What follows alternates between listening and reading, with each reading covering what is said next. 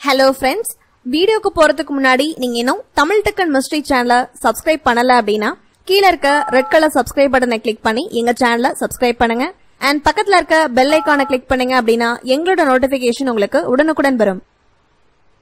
விருதுநகர் மாவட்டம் சாத்தூரை சேர்ந்த கர்ப்பிணி பெண்ணுக்கு HIV கலந்த ரத்தம் செலுத்தப்பட்டது. இந்த ரத்தத்தை தானம் செய்த வாலிபர் தற்கொலைக்கு முயன்று மருத்துவமனையில் சிகிச்சை பெற்று வருகிறார். இச்சம்பவம் விருதுநகர் பகுதியில் பெரும் பரபரப்பை ஏற்படுத்தியுள்ளது. ராமநாதபுரம் மாவட்டம் கமுதியைச் சேர்ந்த வாலிபர் சிவகாசியில் பட்டாசு தொழிற்சாலையில் வேலை பார்க்கிறார். இவர் 3 மாதங்களுக்கு ஒருமுறை அரசு மருத்துவமனையில் ரத்த தானம் செய்வது வழக்கம். இதனையொட்டி கடந்த 6 மாதங்களுக்கு முன்பு இவர் ரத்த தானம் செய்துள்ளார். இதையடுத்து கடந்த 4 மாதங்களுக்கு முன்பு வெளிநாட்டில் இந்த வாலிபருக்கு வேலை கிடைத்துள்ளது. அதற்கான பரிசோதனை செய்ய ஆய்வகம் சென்றுள்ளார்.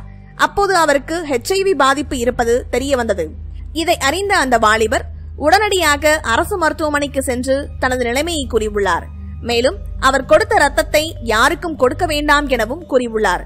அதற்கு அந்த ரத்தம் ரத்த வங்கி மூலமாக அனுப்பப்பட்டு விட்டதாக அங்கிருந்தவர்கள் கூறியுள்ளார்கள். ஆனால் அவருக்கு HIV இருப்பதை அந்த மருத்துவமனை ஆய்வக ஊழியர்கள் யாரும் கண்டுபிடிக்கவில்லை. இவர்களின் இந்த அலட்சிய போக்கால் விபரீதம் ஏற்பட போகிறது என அந்த வாலிபர் அச்சத்துடன் இருந்துள்ளார். இந்த நிலையில் வாலிபர் கொடுத்த ரத்தம் முறையாக பரிசோதிக்கப்படாமல் சாத்தூரில் கர்ப்பிணி பெண்ணுக்கு செலுத்தப்பட்டது. இது தொடர்பான செய்திகள் ஊடகங்களில் வெளியாகி பெரும் பரபரப்பை ஏற்படுத்தியுள்ளது. இதை அறிந்த வாலிபர் எலிக்கு வைக்கப்படும் விஷத்தை சாப்பிட்டு தற்கொலைக்கு முயன்றுள்ளார்.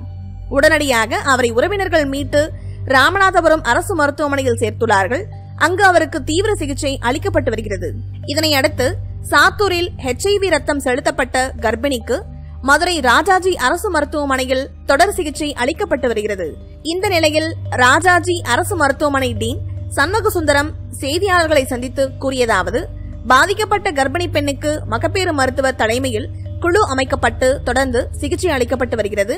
HIV வைரஸ் குழந்தையை பாதிக்காமல் இருக்க தொடர்ந்து சிகிச்சை அளித்து வருகிறோம். குழந்தைக்கு தொற்று ஏற்படாமல் காப்பாற்றி விடுவோம் என நம்பிக்கை உள்ளது. பாதிக்கப்பட்ட கர்ப்பிணி பெண்ணுக்கு மனநல ஆலோசனை வழங்கி வருகிறோம். பிரசவமாகும் வரை அந்த பெண் மருத்துவமனையிலேயே தங்கியிருந்து சிகிச்சை பெற வேண்டும். மேலும் HIV தொற்று ரத்தம் செலுத்தப்பட்டதால் பாதிக்கப்பட்டுள்ள கர்ப்பிணிக்கு மறுபரிசோதனை செய்யப்படும் என்று அவர் தெரிவித்துள்ளார்.